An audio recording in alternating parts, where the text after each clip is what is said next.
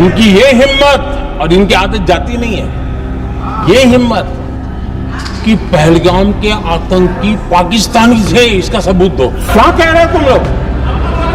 तो कौन सा तरीका है? और यही मांग पाकिस्तान कर रहा है जो कांग्रेस कर रही है। अगर सचमुच में दम है तो आज शाम यहां प्रधानमंत्री को कह देना चाहिए, Donald Trump is a liar, झूठ बोल रहा है डोनाल्ड ट्रंप। हमने अपने आप सीज फायर डिक्लेयर किया, इसमें किसी तीसरे देश का हस्तक्षेप नहीं है।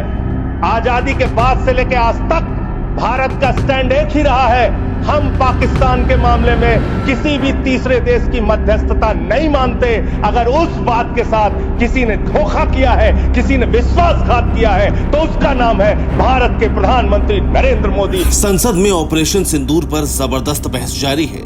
विपक्ष पहलगाम हमले और सीजफायर पर मोदी सरकार से जवाब मांग रहा है। जबरदस्त शोर और हंगामे के बीच कांग्रेस के दो दिग्गज नेता शांत हैं। एक शशि थरूर और दूसरे मनीष तिवारी। दोनों को कांग्रेस के सबसे बेहतरीन वक्ताओं में से एक माना जाता है, लेकिन दोनों ही संसद में ऑपरेशन सिंदूर पर डिबेट से दूर हैं, क्योंकि कांग्रेस के वक्ताओं वाली लिस्ट में दोनों का ही नाम नहीं है।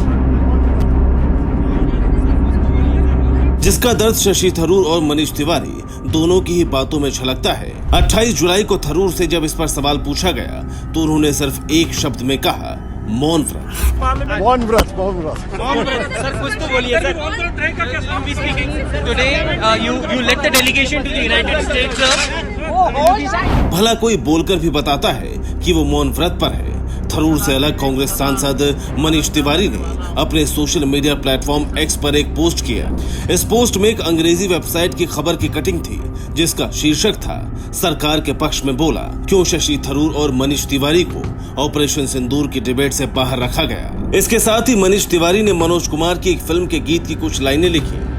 है प्रीत जहाँ की रीत सदा, मैं गीत वहाँ के गाता हूँ, भारत का रहने वाला हूँ, भारत की बात सुनाता हूँ। शशि थरूर और मनीष तिवारी दोनों ही कांग्रेस के वो सांसद हैं जो ऑपरेशन सिंदूर को लेकर दुनिया भर में भेजे गए ऑल पार्टी डेलीगेशन का हिस्सा थे। सवाल है कि क्या इसीलिए दोनों को इस बहस से बाहर रखा गया? मीडिया रिपोर्ट्स की माने तो दोनों के केस अलग अलग हैं। दरअसल शशि थरूर को कांग्रेस ने बहस में हिस्सा लेने के लिए प्रस्ताव भेजा था, लेकिन थरूर ने यह कहते हुए इनकार कर दिया कि वो संसद में पार्टी लाइन का पालन नहीं कर पाएंगे, क्योंकि उन्हें लगता है कि ऑपरेशन सिंदूर कामयाब रहा, और यही बात उन्होंने विदेश में भी कही थी।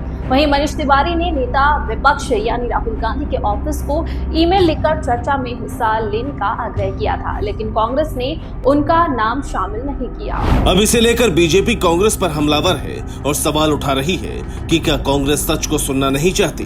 दुनिया भर में भारत की बात पहुंचाने वाले कांग्रेस सांसद को संसद में अपनी बात रखने का मौका क्यों नहीं दिया जा रहा? जिस संविधान की बात करने वाले राहुल गांधी और उनकी पार्टी कांग्रेस में लोकतंत्र जिंदा है। Bureau report, P24 news.